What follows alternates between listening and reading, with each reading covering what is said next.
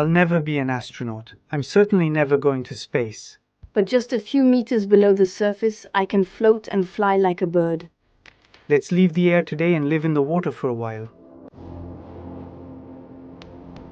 Through a journey that will take us into a very different environment. An environment that is both very close and yet very far, 40 meters under the oceans.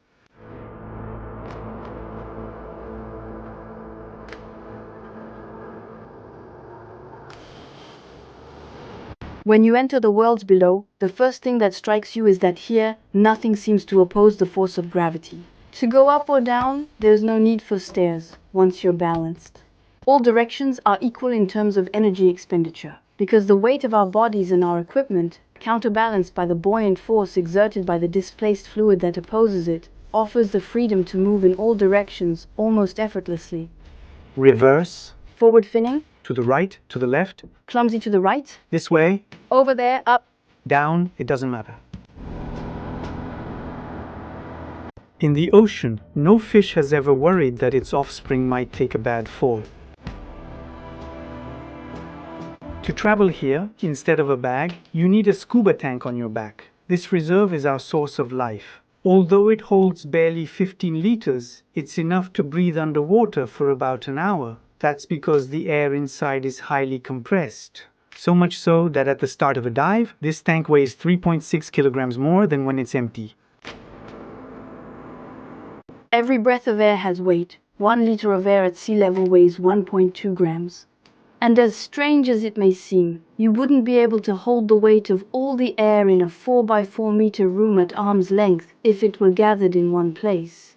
Our tanks hold the equivalent of 3 cubic meters, 3,000 liters of air taken from the surface, which we forced inside, compressed by a pressure 200 times greater than that exerted by the dozens of kilometers of atmosphere above us. That's the minimum required to allow us to venture temporarily here into these environments where our senses, our bearings and colors will be disrupted. And then, not only do the animals that live in the water often let us approach them easily, but they also always appear much bigger and closer than they actually are. Because the light rays that reach us and pass through our masks are bent by the layer of air trapped inside them. So, a fish or a shark that is actually 4 meters away from a diver will appear to be only 3 meters away. And as we go deeper, the colorful underwater environments we pass through start to lose their colors. Heading into the depths always means sinking into a painting where the watercolors gradually lose their variety of shades. The brightness of the colors fades as others end up disappearing completely. Because while on the surface, the white light from the sun contains all the colors of our visible spectrum combined, as the thickness of the water column above us increases, we enter places where certain types of light can no longer reach. From the surface, one after another, the warm colors, long wavelength, low energy light disappear. Within the first few meters, the reds, largely absorbed by water molecules, fade significantly. Beyond 5 meters deep, they are practically nowhere to be found. And as we go deeper, this gradual erasing continues. In the 15-meter zone, it's the orange hues turn to fade away. Then, around 25 meters, the yellow disappears, and so on, until in the 40-meter zone, only cool tones remain. Short wavelength, high-energy light are the only ones that have managed to make their way down here. This leopard shark, filmed here precisely at a depth of 38 meters, is actually much more colorful than it appears. To restore its colors, we would need to artificially supply the missing light by shining a light on it, or more simply, edit the images by adding warm tones like this.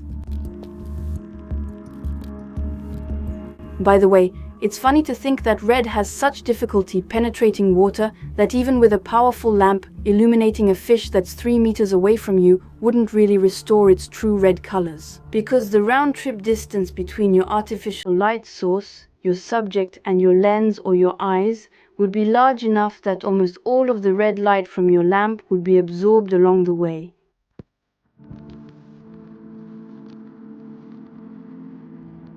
As you go deeper underwater, as the water column above you gets thicker, you not only lose colors but also brightness. At a depth of 10 meters, the amount of sunlight is about 15% of what it is at the surface. At 40 meters, it's only 1.5%. To illustrate this bluish dimness to which the human eye adapts very well, here is the same scene shot at a depth of 40 meters by an amateur camera and seen through a professional lens. Beyond that, deeper, in the 50-meter zone, it's the green that starts to fade away. Then, past the 60-meter zone, everything seems soaked in a gentle dimness, where almost only a single deep blue remains, the last color to hold on. And beyond that, gradually, the remaining light continues to fade until it blends into total darkness. For us, the descent stopped in an environment bathed in blue with a hint of green.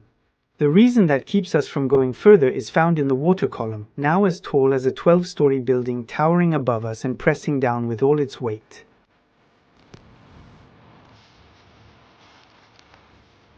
For a long time, it was thought that the main danger of venturing deep would come from the pressure exerted by such a mass of water on our bodies, but that's not the case.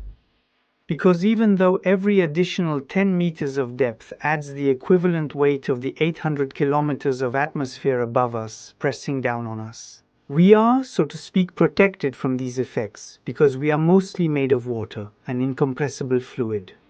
Actually, the main issue isn't the water pressure on our bodies, but its impact on the gases we breathe. Already, at such depths, the contents of our tanks empty much more quickly than if we were breathing at the surface. With a 15-liter tank filled to nearly 200 bar of pressure, it's technically possible to breathe for almost 5 hours with your head just below the surface. At these depths, the same tank lets you breathe from the regulator for just over an hour because the gases are released at the surrounding pressure. In other words, at 40 meters, each exhalation releases nearly 4 times more molecules than at the surface.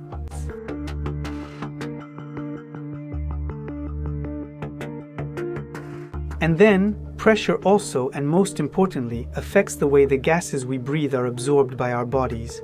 Nitrogen is an inert gas that we have no use for in our daily lives.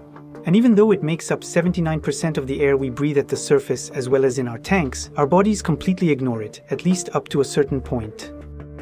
At a depth of 40 meters, things are different, and its presence can start to be felt.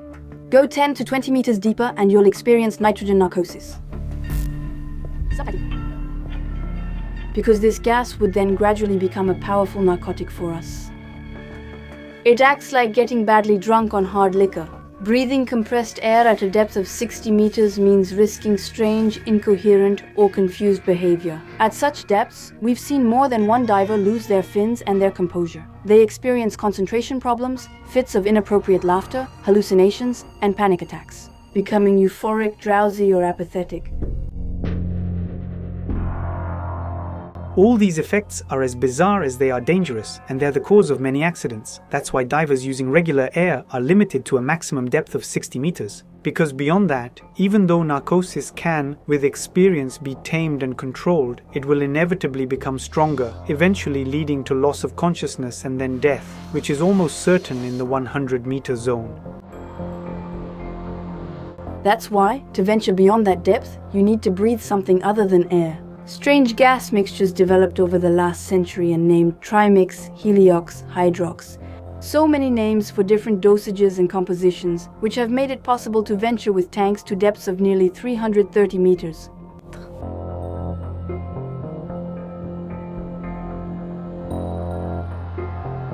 In 1969, to try to better understand the behavior of land mammals at great depths, during Operation Bouc à Fond, 3 goats, breathing one of these mixtures, were even compressed in a chamber at a pressure equivalent to that at 900 meters deep, before being brought back safely and in good health after several weeks of decompression.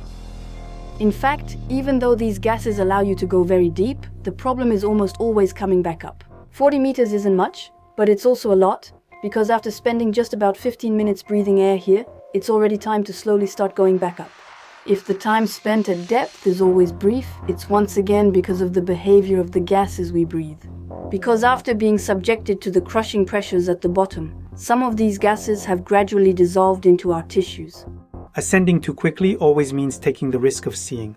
With the drop in pressure, these dissolved gases would turn too quickly into tiny bubbles and migrate into the blood, blocking blood vessels and causing injury.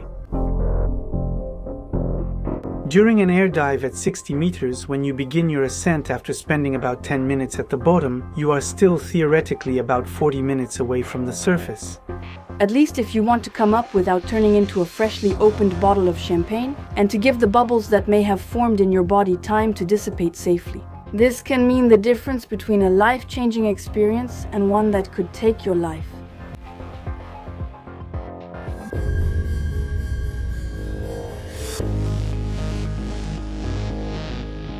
To avoid these visits being too short, the best way to spend extended periods underwater is still to stay there, to settle in and live under the sea for a while.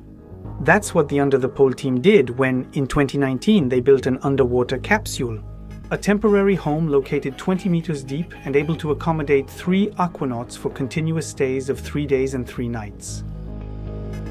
This underwater habitat, like all other projects of this kind, offers divers and researchers the opportunity to go from being passing visitors to residents, and thus to study the seabed continuously over long periods, while avoiding the tedious and sometimes dangerous trips back and forth to the surface.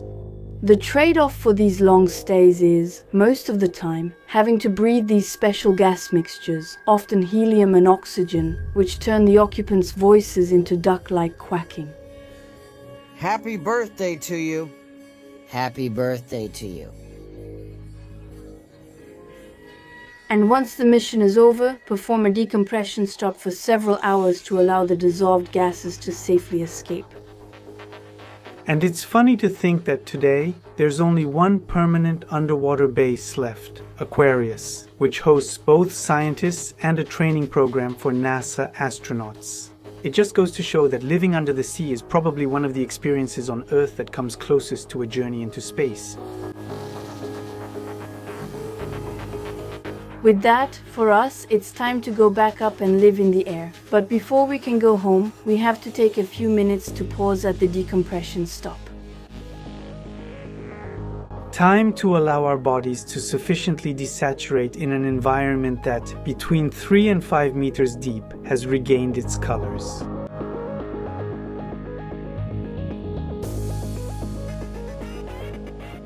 To relive the human adventure and the technological and logistical challenge of installing a house under the sea, go check out Under the Pole's channel. We've put their link in the description.